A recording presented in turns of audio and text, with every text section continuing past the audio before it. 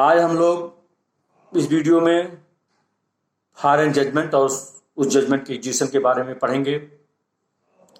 Civil प्रक्रिया संहिता 1908 की धारा 2 का सबसेक्शन 5 ये बताता है कि फॉरेन कोर्ट क्या होता है, विदेशी न्यायालय क्या होता है। ऐसा न्यायालय जो भारत के बाहर स्थित है, इंडिया के बाहर स्थित है और वह केंद्रीय सरकार द्वारा न तो इस्टेब्लिश किया गया है और न ही कंटिन्यू रखा जाता है। मतलब न तो केंद्रीय सरकार द्वारा स्थापित किया गया है न चालू किया गया है, तो ऐसा न्यायालय विदेशी न्यायालय कहलाता है, फॉरेन कोर्ट कहलाता है। उसी का सबसेक्शन 6 कहता है ऐसे न्यायालय द्वारा दिया गया निर्णय ही विदेशी निर्णय होता है, फॉरेन निर्णय होता है। अब धारा 13 सिविल प्रक्रिया संहिता 1908 की धारा 13 बताता है कि फॉरेन जजमेंट कब कंक्लूसिव नहीं होगा, कब वह निश्चयात्मक नहीं होगा। फॉरेन जजमेंट वह 6 कंडीशन है जिसमें वह बताता है कि फॉरेन जजमेंट निश्चयात्मक नहीं होगा। फॉरेन जजमेंट निश्चयात्मक जब होता है, मतलब कंक्लूसिव नेचर का होता है, तभी वह पक्षकारों पर बाइंडिंग होता है, अन्यथा पक्षकारों पर वह बाध्यकारी नहीं होता है। यह धारा 13 यह भी बताता है कि ऐसा विदेशी निर्णय जिसने किसी विवादित प्रश्न को प्रत्यक्षता डायरेक्टली निर्णित कर दिया है, तो वह उन्हीं पक्षकारों या उनके अधीन अधिकार मानने वाले व्यक्तियों के बीच कंक्लूसिव होता है। ऐसा विदेशी निर्णय जो किसी विवादित प्रश्न को प्रत्यक्षता निर्णित कर देता है, डिसाइड कर देता है, वह उस वाद के पक्षकारों और उनके अधीन अधिकार मांगने वाले व्यक्तियों के बीच कंक्लूसिव होता है।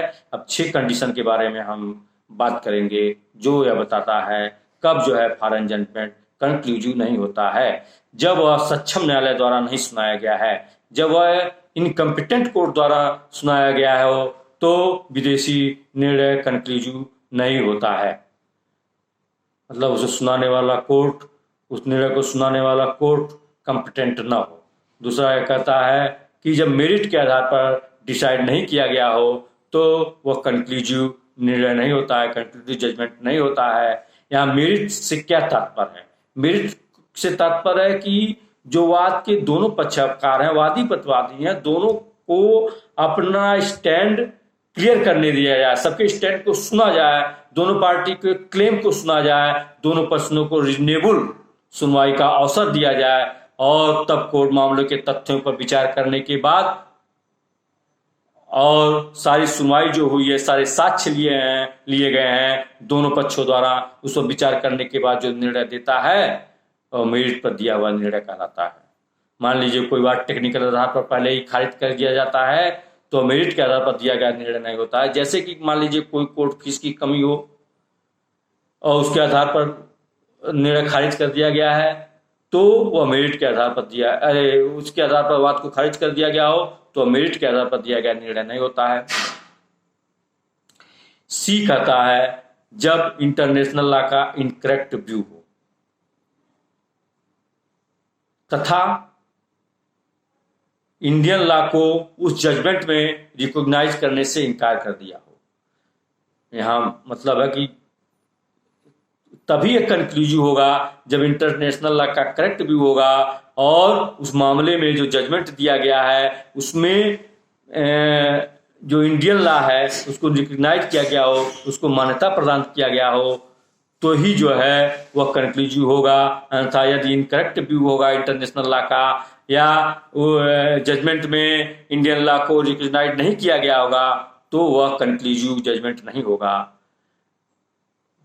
चौथा डी, 13 का डी पार्ट यह बताता है कि जो है नेचुरल जस्टिस को अपोज किया गया हो, नेचुरल जस्टिस का पालन नहीं किया गया हो, तो कार्रवाइयों में जो कार्रवाई चली हो, जब मुकदमे की कार्रवाई चल रही हो, उस समय नेचुरल जस्टिस का पालन नहीं किया गया है, तो वह कंक्लूसिव जजमेंट नहीं होगा।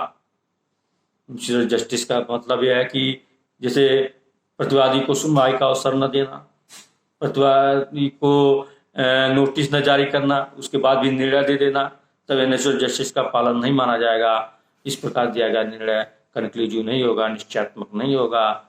ई बताता है पार्ट ई, 13 का पार्ट ई बताता है कि जब वह निर्णय फरार से प्राप्त किया गया हो, धोखे से प्राप्त किया गया हो, कपट से प्राप्त किया गया हो, तो ऐसा निर्णय कंक्लूसिव नहीं होता है। और फिर अंतिम है F, छठा, जो यह बताता है कि जो है भारत में जो प्रवृत्ति विधि है, भारत में जो लागू विधि है, उस पर भारत में प्रवृत्ति विधि है, उस पर भंग पर आधारित दावे को ठीक ठहराता है, उसको सस्टेन करता है, जो कि breach of any law force in India है, उसको जो है उस पर आधारित दावे को ठीक ठहराता है, सस्टेन करता है, तो ऐसा निर्णय कंक्लूसिव नहीं होगा। जैसे कि कोई गैम्बलिंग डेप्ट है, गैम्बलिंग जुए में जीती गई राशि है, उसको वसूलने के लिए कोई वाद लाया जाता है, तो वह विदेशों में हो सकता है, विदेशी न्यायालयों में वह सही हो, लेकिन भारत में वह सही नहीं है, या इस प्रकार भारत में वह लागू नहीं है, इसलिए वह भारत में विधि के भंग पर आधारित माना जाएगा ऐसा निर्णय, और यह कंक्लूसिव नहीं होगा। इस प्रकार छह कंडीशन हैं, इनके आधार पर फॉरेन जजमेंट कंक्लूसिव नहीं माना जाएगा। यह धारा 13 में बताया गया है। जैसा कि ये कहता है कॉम्पिटेंट कोर्ट ना हो, इनकॉम्पिटेंट कोर्ट हो, मेरिट के आधार पर डिसाइड ना किया गया हो, इंटरनेशनल लॉ का इंटरेस्ट भी हो, तथा इंडियन लॉ को उस जजमेंट में मान्यता देने से इनकार कर दिया गया हो। डी यह कहता है कि नेचुरल जस्टिस का पालन न किया गया हो। यह कहता है कि जो है फ्रॉड से प्राप्त किया गया हो, या फिर कहता है ब्रीच हो, इंडियन लॉ का कोई ब्रीच हो, तो उस पर आधारित कोई दावा हो, तो वो भी कंक्लूसिव नहीं होगा। इस प्रकार 6 आधार हैं जिन पर वो कंक्लूसिव नहीं माना जाता है। अब धारा 14 CPC का यह बताता है presumption as the foreign judgment. Foreign judgment के बारे में धारा, फॉरेन जजमेंट के बारे में यदि कोई फॉरेन जजमेंट की सर्टिफाइड कापी है, सर्टिफाइड कापी को भारतीय इंडियन कोर्ट में सर्टिफाइड कापी को दाखिल किया जाता है, और न्यायालय को कोई उस जो कापी दाखिल करता है कोई उससे प्रतिकूल स्थिति मालूम नहीं पड़ती है, तो वह माना जाएगा ऐसा निर्णय सही है, वह ऐसा न्यायालय प्रिजम्पशन करेगा कि वह निर्णय सही है। परंतु यह प्रिजम्पशन न्यायालय का जो है एब्सोल्यूट नहीं है, इसको रिपिटेबल है, या इसको खंडित किया जा सकता है। अब ये खंडित कैसे किया जा सकता है? खंडित अधिकारिता का अभाव साबित करके पक्षकार द्वारा कि उस न्यायालय वह सक्षम न्यायालय नहीं था, वह उसको अधिकारिता का अभाव साबित करके उसका खंडन किया जा सकता है, उसको रिपिटेबल किया जा सकता है, अर्थात वांट ऑफ जुरिडिक्शन वह प्रूव कर देते हैं कि उसे वह प्रिज्यूम नहीं करेगा।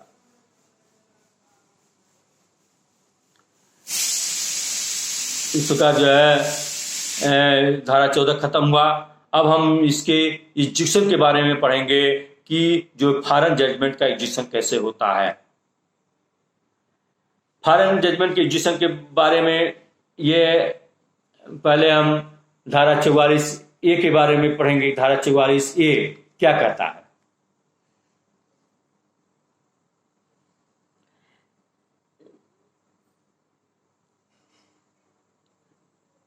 ये बताता है यदि डिक्री जो दी गई है फॉरेन न्यायालय द्वारा, वो ऐसे न्यायालय द्वारा पारित की गई है जो रेसिप्रोकेटिंग टेरिटोरी द्वारा पारित की गई है, तो उसका भारत में एग्जीक्यूशन कैसे होगा? ये धारा 44A बताती है।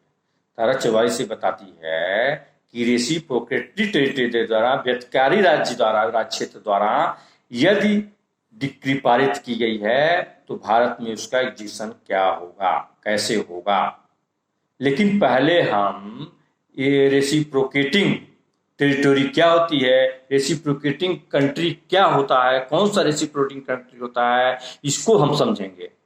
रेसिप्रोकेटिंग कंट्री के बारे में उसी धारा 44A के एक्सप्लेनेशन फर्स्ट में यह बताया गया है कि रेसिप्रोकेटिंग टेरिटरी क्या होती है, रेसिप्रोकेटिंग कंट्री कौन से होते हैं। तो ऐसा देश या टेरिटरी जो इंडिया से बाहर है, जिसे सेंट्रल गवर्नमेंट ने ऑफिशियल गजट में नोटिफिकेशन द्वारा रेसिप्रोकेटिंग कंट्री, रेसिप्रोकेटिंग टेरिटरी घोषित किया है इस धारा के प्रयोजनों के लिए। मतलब धारा 44A के प्रयोजनों के लिए, धारा 44A के पर्पज के लिए जो ऐसा कोड जो भारत के बाहर स्थित है और केंद्रीय सरकार ने, भारत सरकार ने ऑफिशियल गजट में नोटिफिकेशन जारी करके घोषित किया गया हो कि वह रेसिप्रोकेटिंग टेरिटरी या रेसिप्रोकेटिंग कंट्री, रेसिप्रोकेटिंग देश होगा, तो वही रेसिप्रोकेटिंग देश इस धारा के प्रयोजन के लिए, धारा 44A के प्रयोजन के लिए माना जाएगा। इसे व्यतिकारी राज्य भी कहते हैं हिंदी में, और रेसिप्रोकेटिंग टेरिटरी अंग्रेजी में कहते हैं। अब इसका एग्जीक्यूशन कैसे होगा, यह धारा 44 में बताया गया है। धारा 44A का एक यह कहता है कि जब रेसिप्रोकेटिंग टेरिटरी के किसी सुपीरियर कोर्ट द्वारा जारी किया गया कोई जजमेंट की सर्टिफाइड कॉपी को भारत के किसी जिला न्यायालय में फाइल किया जाता है, तो उस डिक्री का निष्पादन ऐसे ही किया जा सकेगा जैसे कि वह भारत के उसी जिला न्यायालय द्वारा